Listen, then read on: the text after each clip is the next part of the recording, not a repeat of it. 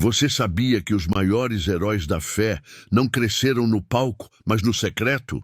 Este vídeo revela hábitos bíblicos poderosos que Deus usa para fortalecer a alma, renovar a mente e acelerar o crescimento espiritual de quem decide viver uma fé prática e constante.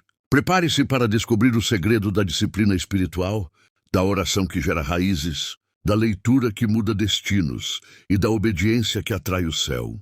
Se você quer crescer espiritualmente em 2025, esse é o vídeo que pode mudar tudo. Assista até o final. Sua fé nunca mais será a mesma.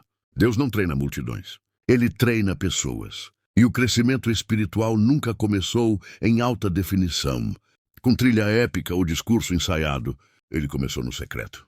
Começou no silêncio. Começou na repetição diária do pouco que Deus confiou a mãos que ainda tremiam, mas que decidiram permanecer. A Bíblia está cheia de hábitos que não parecem extraordinários quando lidos rapidamente, mas que, quando vividos lentamente, mudam a alma humana de forma irreversível. Este roteiro não é sobre atalhos espirituais, é sobre trilhos espirituais. Não é sobre emoção de momento, é sobre constância de vida. Não é sobre buscar uma chama maior, é sobre alimentar a chama que você já tem. Há um tipo de fé que o escuro respeita.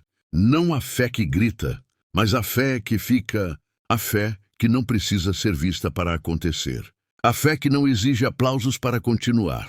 É a fé que lê quando ninguém elogia, que ora quando ninguém percebe, que jejua quando ninguém anuncia, que perdoa quando ninguém cobra, que serve quando ninguém recompensa, que adora quando ninguém canta junto, que estuda quando ninguém faz resumo por você. Crescimento espiritual não é coleção de momentos, é cultivo de hábitos. A Escritura Sagrada revela padrões claros de pessoas que se tornaram íntimas de Deus, não porque tiveram encontros ocasionais, mas porque viveram processos intencionais. O primeiro hábito que impulsiona o crescimento espiritual é a leitura bíblica lenta e meditativa. Não é apenas ler a Bíblia, é deixar a Bíblia ler você. Muitos olhos percorrem páginas sagradas buscando respostas rápidas. Poucos corações se debruçam sobre elas até que as perguntas morram e a voz de Deus finalmente encontre espaço para falar. A leitura bíblica que transforma não é a leitura apressada, é a leitura com pausa, com reflexão, com mastigação espiritual.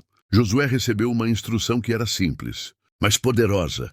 Medita neste livro dia e noite. Não era apenas leitura, era repetição consciente, era imersão, era diálogo contínuo com a palavra até que ela se tornasse mais real do que a própria voz interior. O segredo nunca esteve em terminar a Bíblia rápido. O segredo sempre esteve em começar a Bíblia todos os dias. Quem lê a palavra sem meditar nela, recolhe informação. Quem lê a palavra e medita, recolhe Deus.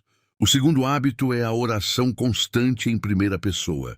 Não oração decorada, oração vivida. Oração que começa antes do problema e continua depois da solução. Daniel não orava porque estava desesperado.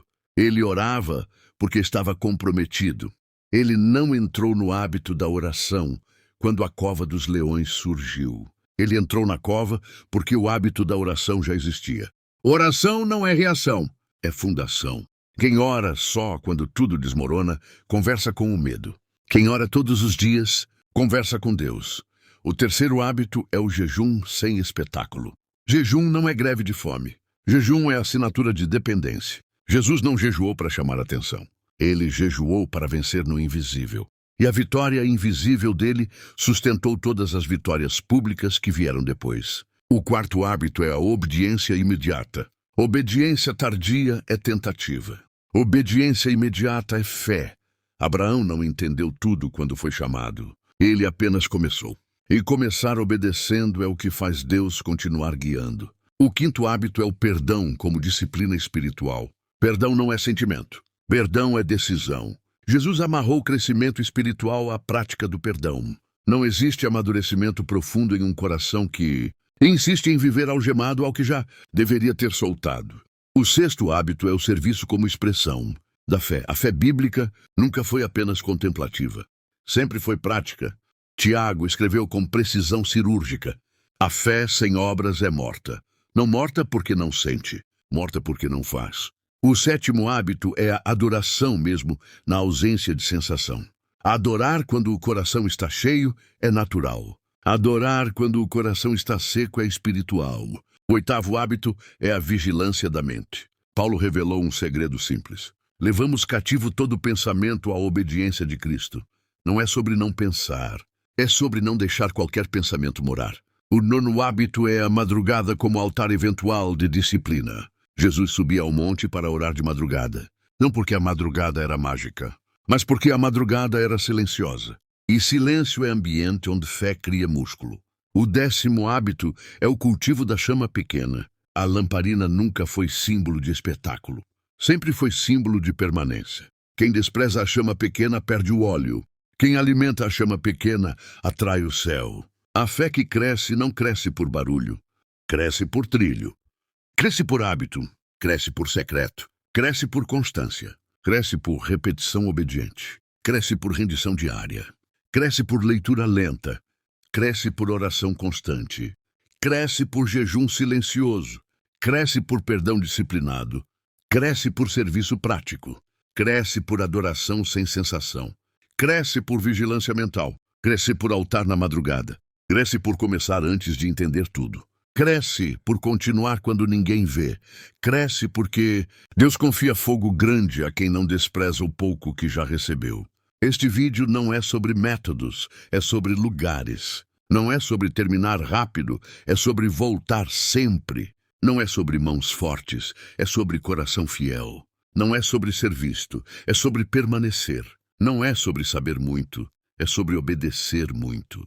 Não é sobre ter óleo infinito, é sobre voltar à fonte infinita todos os dias. O crescimento espiritual bíblico não é escondido de você. Ele é escondido para você, até que seu coração esteja pronto para sustentar o peso da luz que Deus quer liberar na sua vida. E quando esse dia chegar, não será você que fará a chama crescer. Será apenas Deus confirmando que você nunca desistiu de alimentar o fogo no secreto.